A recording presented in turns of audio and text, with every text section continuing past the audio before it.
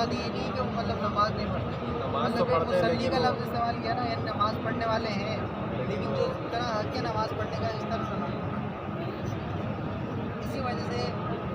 जो ये हमने जो इल्लत बयान की है, इसी इल्लत की बिना पर